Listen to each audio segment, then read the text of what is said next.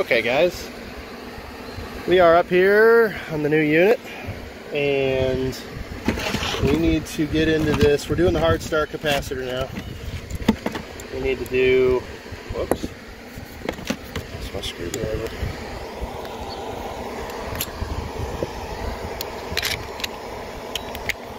Okay, so we are getting into the electrical box. Nothing's plugged in inside, by the way, so I'm doing this very safely right now. A couple screws on top of this box here.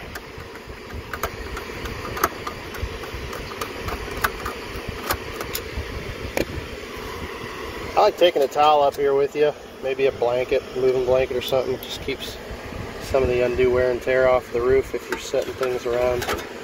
So when you pull that box off, you're going to be looking at the original capacitor that came with the unit. So what we're going to be doing is we're going to be landing on the common and the hermetic terminals, which for this particular unit in this orientation is going to be this terminal here, which is the common, and this here says Hern for hermetic, and the other one is fan. We don't want to mess with the fan one, just the hermetic. Now the flavor of capacitor I have today is the Super Boost from Supco SPP6. These are super easy to install, very forgivable.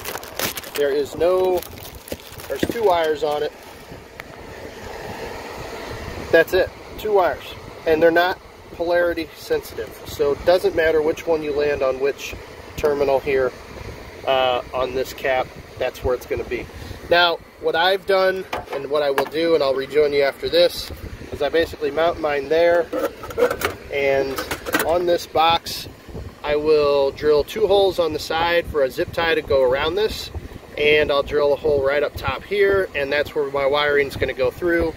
And I've got some of this plastic, protection tube stuff, and that's going to go for my wiring to go through my sheet metal there. Really kind of keeps it nice and safe. Alright, let me get that wrapped up and I'll be back. Okay, so I used one of those step bits and one of these cone looking things. Got my holes where I want them on the sides. I did pull that sticker off and moved it over so I didn't screw it up. Again, working on tiles, you're going to get metal shards up here. They're going to be hot, so it's good to work on a tile so it doesn't try to burn through your rubber roof. I know they're not hot very long, but it's just good practice. So let me get things set up here and I'll be back. Sorry about the wind, I got the fan going in the background here. Let's see if I can put this up a little higher for air. Okay, so that's it. That's how we did it, and I'll tighten that up real well when I get this box installed. And so like I said, I'm going to land those 2 gold terminals off of the hard start to the white line and the red line, which is your common and hermetic.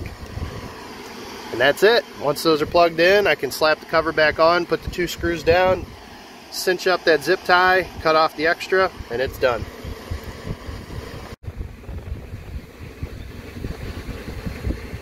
Alright, we've got them landed on there just like that. Like I said, we're just gonna kind of wiggle jiggle this thing back into place just like that. Cool.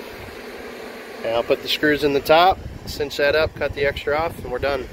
I can go back downstairs and I'm going to start cranking down on those bolts to hold this thing down and make sure we obviously don't see daylight anymore and that's how hard we're putting them down. So just be cautious, go slow, and we'll see you inside.